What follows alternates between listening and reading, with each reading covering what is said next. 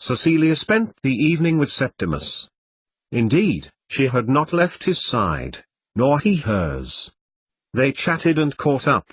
Cecilia asked him about how he was enjoying his new school and his explorations around the countryside. He asked her why she looked so thin and had short hair. "Hacked off because I was." Cecilia had joked, and they'd both laughed about it. She'd sensed that he was concerned about her, and she explained that she'd had a big adventure getting back to the cottage from Durmstrang, which is probably why Uncle K thought I was missing. She'd added when Septimus's concern he managed to form into words. "I've done what work was needed doing." When Cleus had not appeared at tea time, she'd made the effort to cook what little there was in the cupboards: spaghetti hoops, toast and eggs, cursing silently at the lack of fresh fruit and vegetables and vowing the cottage would be brimming full of the stuff the next day. As they ate, Cecilia asked him about Snape, and Septimus's face turned into a bright beam of happiness as he recounted his exploits. From nearly falling down the stairs from the third floor, the classrooms, the great hall, and being haunted by all of the castle's ghosts in turn and the grounds. "There's even a place for Mervine," Septimus had added, having let the small raptor out just before tea. "I couldn't think of a name for ages, and then, as Professor Snape and I disapparated, it just popped into my mind." "You have a relative called Mervine, I think," Cecilia had said between forkfuls of egg. "You'll have to ask Dad about it." "Cool," Septimus had replied, cutting the exclamation short and falling silent. Then he'd added, "You worked with Professor Snape, didn't you?" Cecilia had nodded. "Why do you ask? Is he really very intelligent?" "Very, very intelligent," Cecilia replied firmly. "A genius, in fact." "Wow," Septimus had replied, a grin appearing on his heart-shaped face. "A genius.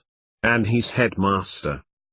Cecilia hadn't pursued that thread of the conversation at that moment. She'd noticed that he'd had an owl, a tour of Hedgewoods, and been impressed by the headmaster. All that appeared to be missing was Septimus himself, in school robes and meeting the train at Hedgemead Station and joining the rest of the students who's embarked at King's Cross. Septimus had helped her wash up and told Cecilia how the school was going to be accepting non-wizards, if non-wizards wanted to come, and that Cleus had been extremely busy in organizing things. Cecilia had tried not to show her thorough surprise, and, possibly because she had just come from a highly exclusive educational establishment, how strange that sounded, but she was very pleased. At last, embracing inclusion. Of course it would be good for non-wizards. Why should they not have the opportunity to learn about magic, even if they couldn't do it themselves? But how was that to benefit those with magic?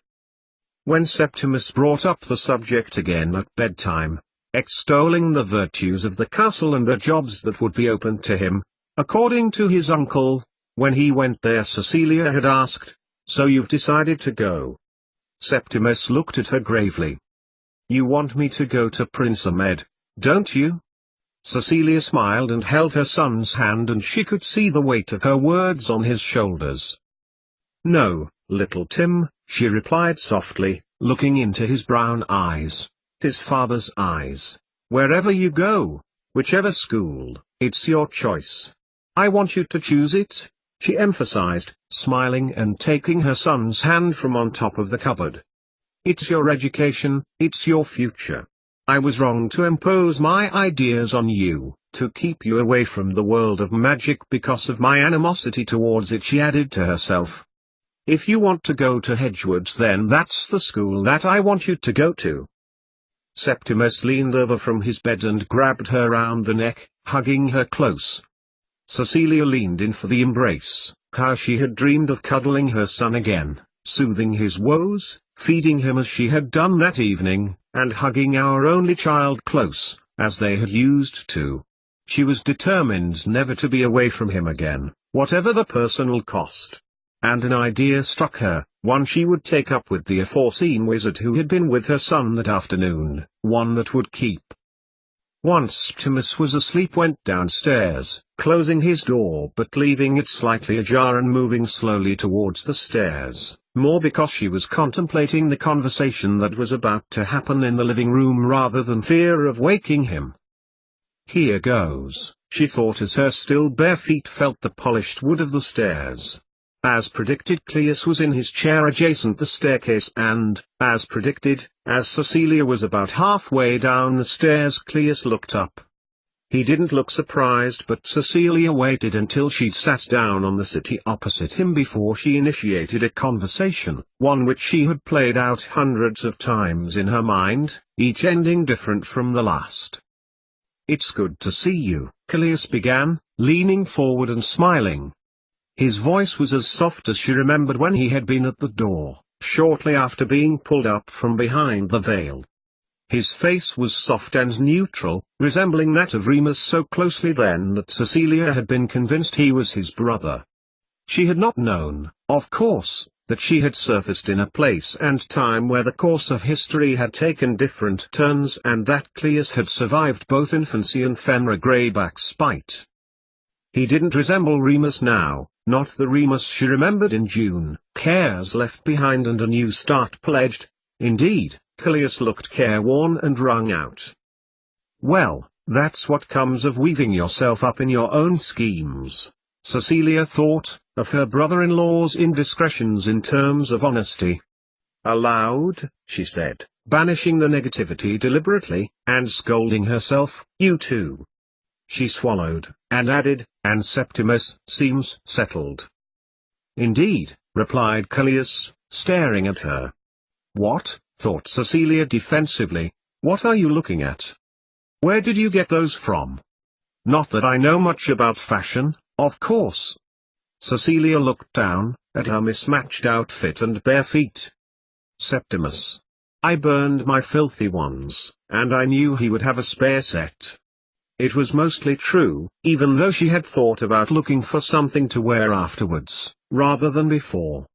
"I must go home and get something else." "How did you know I was here? Edgestones?" "Magic," replied Cleus cryptically. "Once you'd got back to Britain I knew. And I told Septimus. He knew you were missing, you see." Cecilia opened her mouth in alarm. Septimus thought she was missing? Her poor lad. Then her eye drifted to the beige folder with a scarlet ribbon around it. She knew it wasn't hers, but it was enough of a reminder who was holding some of the cards in the deck, despite her resolve. "Look," said Cecilia levelly, dragging her eyes from the document wallet, "I'm sorry to be here like this, I had to come. I've missed Septimus like you wouldn't believe. And of course, there's Remus." Cleus's features moved sharply a little, and Cecilia stopped. She couldn't go on much longer under Cleus's gaze, she never could. "I'm so pleased that Septimus wants to go to Hedgewoods, Cleus," she admitted. Cecilia knew deep down that this would be the school he went to. Whether he had been coerced, led, had it suggested, felt it was the right school to attend, or had just decided by himself, was open to debate. "He's grown so much. I've missed so much of him growing up," she continued. "How long has he been with you?" "Most of the summer," replied Cleus. Cecilia nodded. It would have made it easier for Remus too. His owl's sweet. This hung between them. Any magical pet bought for an 11-year-old witch or wizard sealed the deal on them being a Hedgewoods student, more binding in the eyes of all even than their letter. She battled with her mouth, which was all too keen to excuse Cleus from overstepping usual protocol. "Of course, you didn't know where I was. And why am I presuming you'd bought the owl for Septimus in the first place? Remus could easily have taken Septimus. But why hadn't her son mentioned that? In fact, he'd barely mentioned his father at all, other than that Remus wasn't there. And probably the reason she'd thought this was written on her brother-in-law's face. Has he got his wand yet? No. Because I knew you were on your way at that time. I think he knew you were coming, even though I hadn't told him then." Then? Cecilia swallowed, The weight of worry that Septimus must have felt, the anxiety, hit her. She held her head in her hands, the image of the fireflies, if that's what they were, burning brightly. Cecilia, you were away. Septimus knew that, Callias continued softly, addressing Cecilia's bent head. He knew your work had a measure of danger and, well, of course he was concerned, but I think he knew you were all right, deep down. But it's still there, the past. It will always be there. Cecilia's words were less distinct as she addressed the thin, patterned carpet. But now I'm staying, I'll have to deal with that, I suppose, for the sake of Remus, Cecilia thought, her sentence tailing off and silent thoughts replacing it, but I'll have to rely on the fact that, when I meet them, Lily will be her usual charming self and it'll take James less than 10 seconds to talk shop. Things have changed, said Cleus simply. Such as? If things had, it would be unlikely to be people's memories. Are the reciprocators still at Grimmauld Place? Sirius is still our host, yes. Callias said, waving his hand over the coffee table and making a pot of tea and 2 cups and saucers. Condiments and milk appear underneath. Would you like some? Despite herself, Cecilia nodded her head. She would dearly like more information about the reciprocators, but she bit it back. She may not be happy with the answer if she asked. Now she wanted just a moment to feel the happiness of motherhood, of her family, of being in a place of familiarity before the awkward questions had to be answered and the complications set in. It did not stop Cecilia from wondering about them though, those people whom she had considered friends, next to family, in some cases. She was about to say something along those lines, opening the vein once more, to draw a line underneath return when her eye was reacquainted with the document wallet under Cleus's brother-in-law's arm. How could she be sure that it wasn't her file? She remembered Cleus writing copious notes when she had surfaced in the Department of Mysteries, mistaken him for Remus and led into Lucius Malfoy, mistaking him for the Death Eater she had known in the old place. It held details of her arrival and, most probably, a record of her reassignment. I'm finished with it, Callias, I'm done, Cecilia said, her tone a mixture of defiance and defensiveness. She knew Callias and, whether the folder was to do with her or not, Cecilia knew that it wouldn't have been there, between them for this discussion, by accident. I burned a lot. All that you hoped I'd bring, she continued firmly as Cleus picked up his arm, its ribbon loose, exposing a good wad of parchment and, smoothing his fingers over it, asserted their respective positions. You had no right to send me there, no right at all. It was for him, Septimus, my son, her voice loud, staccatoing the words and pointing above. I have nothing for you, Cecilia concluded, reining in her emotion as Cleus beheld her stoically, as he always did, except for this. From her bag she pulled out her handwritten pages copied faithfully from the researcher at Durmstrang, Professor Bug, she had borrowed it from and which she had spent all of one night right up until the dawn of the next meticulously copying down. You'll have to have it translated, they speak English at Durmstrang, and Old Wizardish. Cecilia continued as she threw the book over to Cleus, whose hand moved just a little quicker than necessary to catch it. Inwardly Cecilia beamed a smile of eminent satisfaction, just that one movement was enough to show her how valuable he already believed it to be, despite leaving it in his lap, unperused. A look passed between them. The subject of her return closed and Cecilia wondered who would change the subject first. As she was about to ask after Remus, Cleus spoke. Would you like some supper, Cecilia? I expect you've not had anything since you got back. I shared some food with Septimus. That was more than enough. A drink then? She nodded and Cleus waved his hand over the low table between them. Cecilia watched as Remus's family's Wedgwood tea service appeared, the fat, stumpy teapot slip pouring steam. He poured out 2 cups before waving his hand over the dark brown liquid and she watched as it grew gradually paler as unseen milk was added to it. She nodded and smiled, feeling a little less tense than she had done, as Cleus handed her a cup without milk. "So, when will Remus be back? Tonight?" Cecilia asked, shifting the topic onto easier common ground. "Why do you ask?"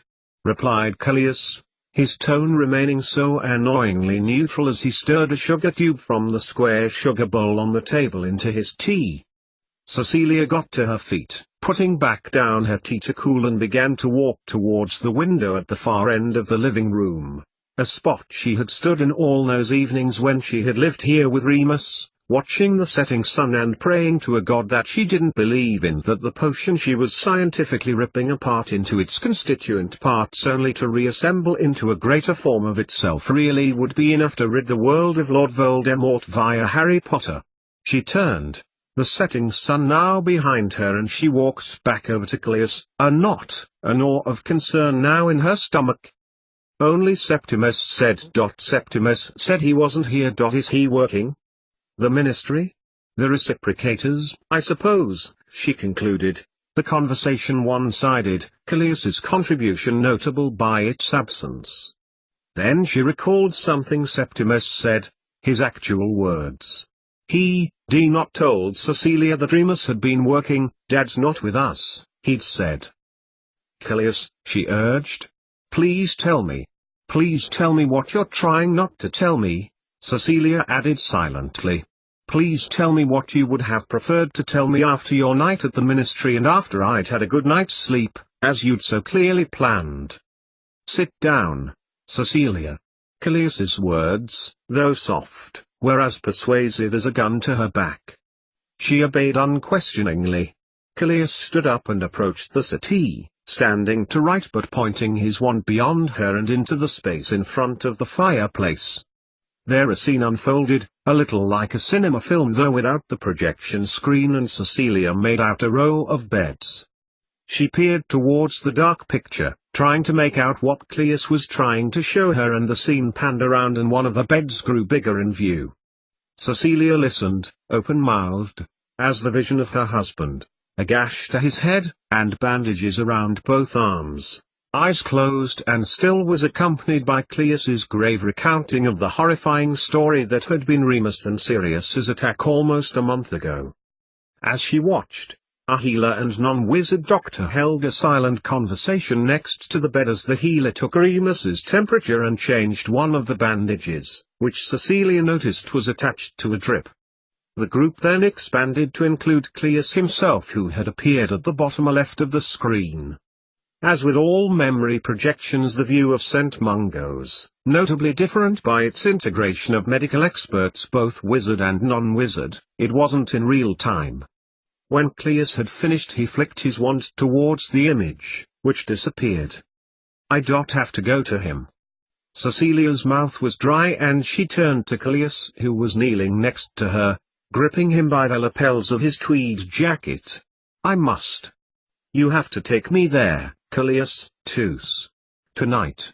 Letting go, her mind still in utter bewilderment, whatever she had been expecting her brother-in-law to say, she did not expect it to be that Remus was so badly injured because of conjurists that he was in hospital. She got up again, trying to reconcile everything in her brain.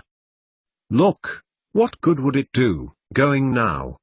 You've just got back to Septimus, he's asleep, you're shattered. I've got a ministry shift in an hour. How about I take you in the morning?"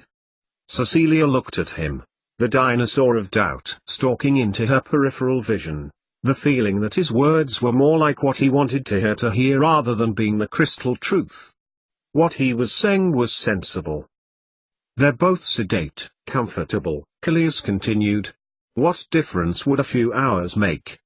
What good would it do you, leaving Septimus, when you're clearly exhausted, and malnourished by the look of you, and in need of rest? You could have a good sleep. There are fresh sheets on my bed. And you could go tomorrow." It all made perfect sense, all the arrangements preordained. All the plan was waiting for was for Cecilia to comply. "Septimus knows his father ''S.' Like that?" Cleus nodded as he got to his feet.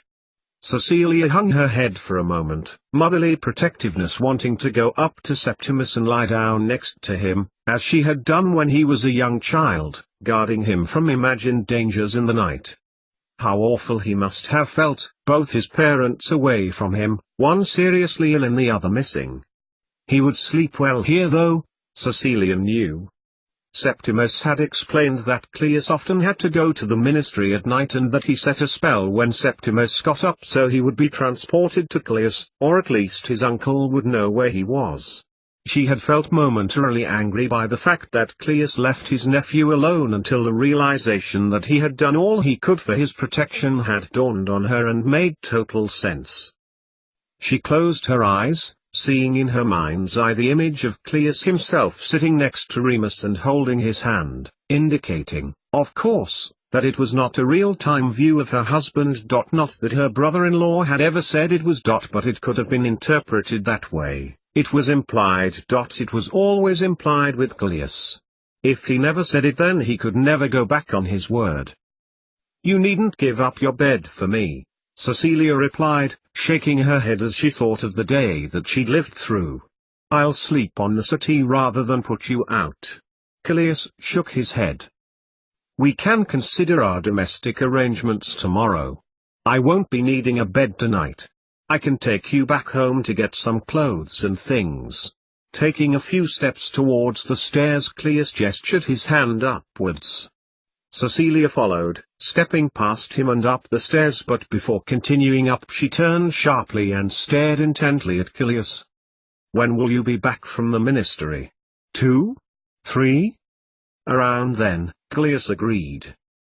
"Then wake me up and take me to Remus." It wasn't a request, yet the older wizard was far from swayed by fiery demands from Cecilia, and she knew it, so much so that when Cleus nodded it took a few moments to sink in. "Thank you. Thank you for taking so much time and trouble with Septimus." Cleus said nothing, but nodded his head. When she got to the top of the stairs, Cecilia turned left and peered into Septimus's open door. The window was ajar, clearly to allow for Athenian comings and goings, and the soft evening breeze played with the curtains. Septimus was fast asleep, his covers pulled tightly to his chin and his feet sticking out of the bottom of the duvet. Resisting the urge to tuck him in, she turned back and walked along the landing. Cecilia looked into her and Remus's room, or what had been their room in the old place. It was as it always had been, sparse and basic, utilitarian, absent of her clutter. Turning her back on Cleus's room, pushed down on the handle of the bathroom door, opening it and closing it behind her. Half an hour later Cecilia hauled herself out of the bath, cleaner and far more relaxed. And precisely 3.5 minutes after that, wearing one of her husband's shirts and vowing to hold her brother-in-law to his promise of acquiring some of her belongings, Cecilia sank into Cleus's bed, her mind fixed on Remus as the day's events in condensed form flashed over her cerebellum. Moments later and she was solidly asleep. Looking up the staircase as he flicked his wrist and secured the cottage, Cleus's mind dwelt on his sister-in-law, Remus's wife, Septimus's mother, whose appearance 10 years ago into their lives had meant nothing but trouble. "You may stay, Cecilia," thought Cleus, the book she had given him, more valuable than 2 years' worth of research in something which would remain on his person until he could find a translator he could trust, payment enough for his hospitality. For now,